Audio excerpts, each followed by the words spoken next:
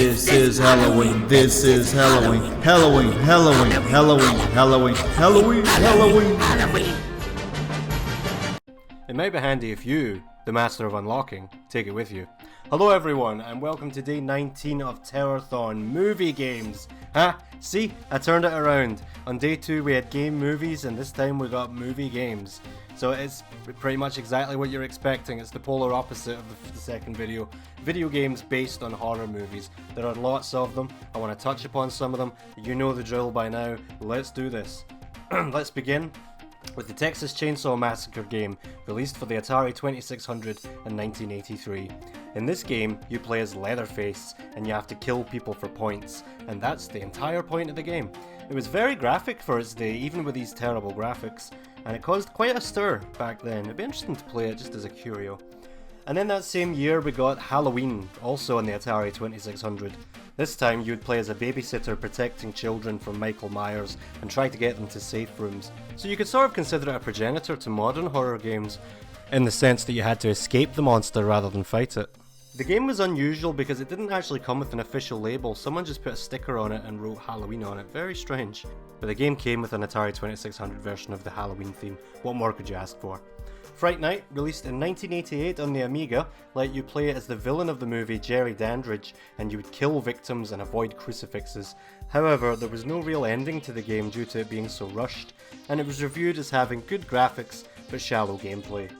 And this is a notorious one, Friday the 13th on the NES, released in 1989.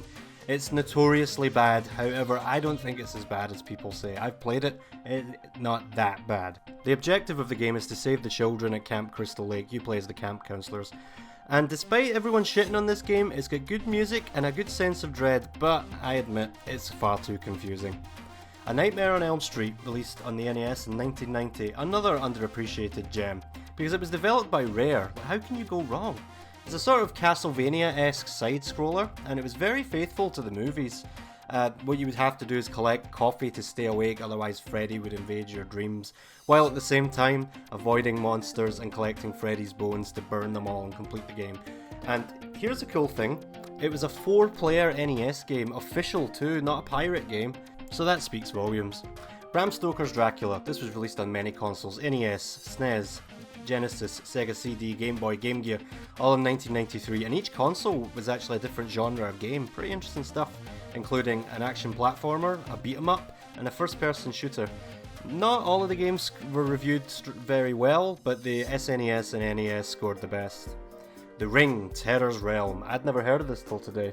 It was released on the Dreamcast in 2000, but it wasn't based on the Ring movies. In fact, this came out before the American version of the Ring. It was based on the novels, so there was no Samara, no VHS tapes, and the whole point of the game was to solve the mystery of the computer virus, RING, but it wasn't very well received. The Thing, released on the PC and PlayStation 2 and Xbox in 2002, it was a faithful third-person squad shooter with an interesting trust mechanic, where if teammates thought you were the Thing, they could turn on and kill you, so you had to manage that, and NPCs could turn into creatures at various points of the game, just like the movie. It got good reviews, but sadly the sequel for the game was cancelled.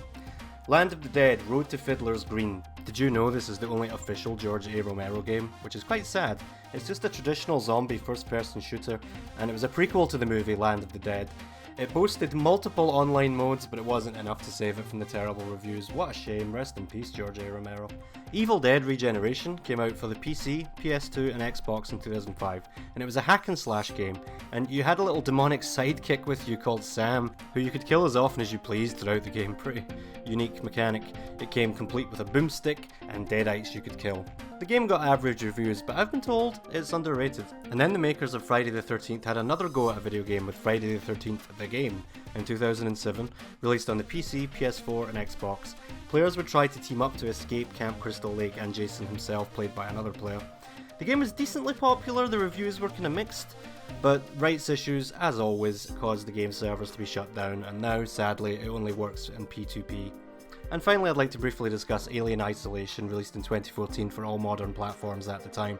This was a stealth game where you would avoid the xenomorph, and I've actually played this. If you go back and look at the Terrorthon streams, I've played it, and I highly recommend this game. It's scary, it's intense, you really feel like you're there, incredibly immersive, And a lot of fun too, just don't play on the highest difficulty like that did, or you're fucked. And there you go, that's a selection of video games based on movies. I didn't mention them all, we didn't even mention Dead by Daylight, Texas Chainsaw Massacre that just came out last August. And most importantly of all, come on, the upcoming Killer Clowns from Outer Space video game. I cannot wait. For every horror game based on a movie I just mentioned, there are at least 5 more. So if this is your bag, go investigate, you're gonna have a good time. See you tomorrow.